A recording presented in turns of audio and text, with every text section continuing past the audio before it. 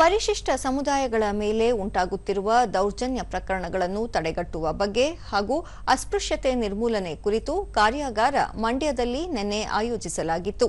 ಕಾರ್ಯಾಗಾರಕ್ಕೆ ಕೃಷಿ ಹಾಗೂ ಜಿಲ್ಲಾ ಉಸ್ತುವಾರಿ ಸಚಿವ ಎನ್ ಚೆಲುವರಾಯಸ್ವಾಮಿ ಚಾಲನೆ ನೀಡಿದರು. ಈ ಸಂದರ್ಭದಲ್ಲಿ ಶಾಸಕ ರವಿಕುಮಾರ್, ಆದಿಚುಂಚನಗಿರಿ ಮಹಾಸಂಸ್ಥಾನ ಮಠದ ಸತ್ಯಕೀರ್ತಿ ಸ್ವಾಮೀಜಿ, ಜಿಲ್ಲಾಧಿಕಾರಿ ಡಾ ಕುಮಾರ, ಜಿಲ್ಲಾ ಪಂಚಾಯಿತಿ ಮುಖ್ಯ ಕಾರ್ಯನಿರ್ವಹಣಾಧಿಕಾರಿ ಕೆಆರ್ ನಂದಿನಿ, ಜಿಲ್ಲಾ ಪೊಲೀಸ್ ವರಿಷ್ಠಾಧಿಕಾರಿ ಡಾ ವಿಜೆ ಶೋಭಾರಾಣಿ ಉಪಸ್ಥಿತರಿದ್ದರು. ಇದೇ ವೇಳೆ ಜಿಲ್ಲಾ ಪಂಚಾಯಿತಿ ಮುಖ್ಯ ಕಾರ್ಯನಿರ್ವಹಣಾಧಿಕಾರಿ ಕೆಆರ್ ನಂದಿನಿ ಸಂವಿಧಾನ ಪೀಠಿಕೆ ಬೋಧಿಸಿದರು. ನಂತರ ಸಿವಿಲ್ ನ್ಯಾಯಾಧೀಶರ ಹುದ್ದೆಗೆ ಆಯ್ಕೆಯಾದ ದೀಪಿಕಾ ಅವರನ್ನು ಸನ್ಮಾನಿಸಲಾಯಿತು.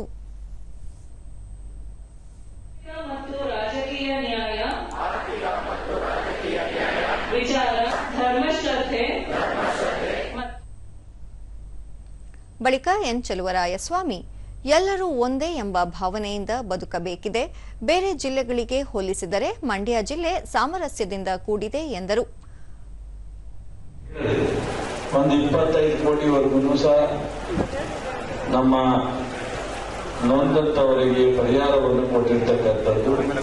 ಅದರಲ್ಲಿ ಶಿಕ್ಷೆ ಆಗಿರ್ತಕ್ಕಂಥದ್ದು ಮಾತ್ರ ಬಹಳ ಕಡಿಮೆ, 37 ಕೇಸ್. ಯಾಕೆ ಇಷ್ಟೊಂದು ಸಂಖ್ಯೆ ಕೇಸ್ ರಿಜಿಸ್ಟರ್ ಆಗಿ ಶಿಕ್ಷೆ ಮಾತ್ರ ಕಡಿಮೆ ಆಗಿದೆ ಅಂದ್ರೆ ಪರಿಹಾರ ಆದ್ಮೇಲೆ ಒಂದಷ್ಟು ಕಾಂಪ್ರಮೈಸ್ ಆಗುತ್ತೆ. ಡಾ ಕುಮಾರ, ರಾಜ್ಯದಲ್ಲಿ ದೌರ್ಜನ್ಯ ತಡೆಗಟ್ಟುವ ನಿಟ್ಟಿನಲ್ಲಿ ಪ್ರತ್ಯೇಕವಾಗಿ 33 ನಾಗರಿಕ ಹಕ್ಕು ಜಾರಿ ನಿರ್ದೇಶನಾಲಯಗಳನ್ನು ಸ್ಥಾಪಿಸಲಾಗಿದೆ. ಕಳೆದ 10 ವರ್ಷಗಳಲ್ಲಿ 846 ಪ್ರಕರಣಗಳು ದಾಖಲಾಗಿದ್ದು 12 ಕೋಟಿ ರೂಪಾಯಿ ಪರಿಹಾರ ನೀಡಲಾಗಿದೆ ಎಂದರು. ಮೂಲಕ ಯಾರು ಅನ್ಯಾಯಕ್ಕೆ ದೌರ್ಜನ್ಯಕ್ಕೆ ಒಳಗಾಗಿರ್ತಾರೆ ಅಂತವರಿಗೆ ಸರಿಯಾದಂತಹ ನ್ಯಾಯವನ್ನು ಒದಗಿಸತಕ್ಕಂಥದ್ದು ಮತ್ತೆ ಶಿಕ್ಷೆಯ ಪ್ರಮಾಣವನ್ನ ಹೆಚ್ಚಿನ ಮಾಡತಕ್ಕಂಥದ್ದು, ಇವೆಲ್ಲರ ದೃಷ್ಟಿಕೋನಗಳಿಂದ ನಾವು ಈ ಒಂದು ಕಾರ್ಯಾಗಾರವನ್ನ ಹಮ್ಮಿಕೊಂಡಿದ್ದೇವೆ.